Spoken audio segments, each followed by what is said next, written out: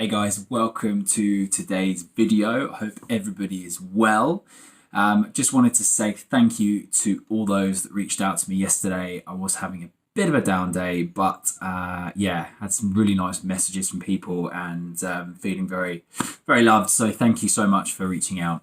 Today, I'm going to be talking about vulnerability. Now, I'm sure we've all had it, that feeling of, sort of anxiety building up, kind of like stress, worry, and that sort of being nervous and sort of like shy around something that's happening in your life or something you're about to do in your life. And I kind of wanted to talk about this today because, first of all, you're not alone. It happens to everybody, and I think it's really important to acknowledge when it's happening and work out a way in which you can tackle it and make sure that it doesn't happen all the time. But if it does, giving you a way to deal with it. So I'm going to walk you through some easy steps that I have kind of learned along the way, but also researched a little bit and kind of like come together to help you with times when you're feeling maybe a bit vulnerable and anxious and worried and all that sort of stuff. So the first one is preparation. Okay.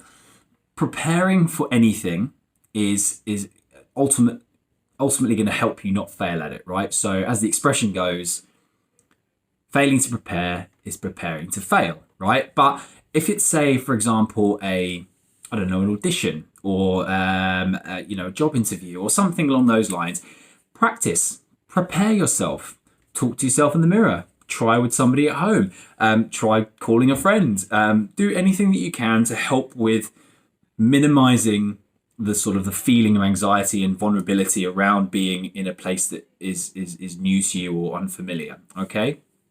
The second one is ask. This is my favorite one. Ask questions. People love talking about stuff they're passionate about.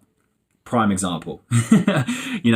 If you can get someone talking about something that you're not knowledgeable on, but they are, you're going to learn way more about something on a personal level than you are if you try and research it online. Okay. So if you have any queries or anything that you need to know, just ask the question, right? A great example is if you're in a job interview and a question comes at you left field and in your head you're thinking, oh, I should maybe be clever and intuitive and answer that how I think it should be answered, but I'm not really sure of how the question came out or what it means.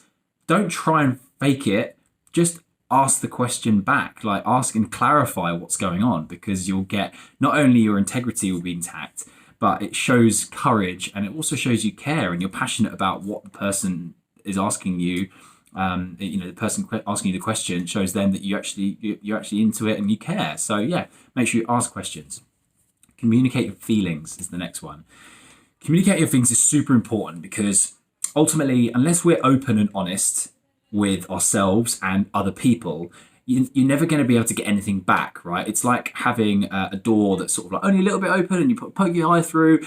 But, if someone else is going to try and like show you something back, you're not going to quite get the full picture because you can't quite see. If you open the door fully and let them in and that way let you show them what you've got, then ultimately you're going to be able to be showing them what what you're all about and open your feelings and be much more honest and open to what their interpretation is. But also, it lets your guard down. It shows your hand. It sort of makes you sort of very, in a way, liberated to be able to go, you know what? This is how I'm feeling. Stressed, anxious, happy, sad, whatever. Tell me how you're feeling. And it might be that everybody else in the room is also feeling like that, or everyone else in this particular situation is also feeling the same as you. And suddenly it's just like, whew, the sea has calmed down and everything is back on track. So yeah, just make sure that you can communicate your feelings to those people that you're feeling vulnerable around, or that you may be in vulnerable situations. Just express yourself, right? There's what's the worst that can happen, and I've always said this: if somebody isn't accepting of your feelings, then it takes courage to give those feelings out in the first place. But if someone's not accepting of them, then just take a deep breath and ignore what they say, because they're pointless humans, and move on to the next thing. Okay. And sometimes that will happen, but it's okay to just ignore them, because their feelings, their own opinion, and they don't matter to you and you don't have to take them on board. Okay. The last one is take your time. Okay. Taking your time is so important because it allows you to just slow down and take things at your own pace. Okay. If you have asked for help from someone, listen and take it on board. Take time to process it, and ultimately give yourself the space to be able to work out what it is that's making you feel vulnerable and stressed and anxious and scared and shy and all these other things that come underneath that word. And then approach the situation when you're ready.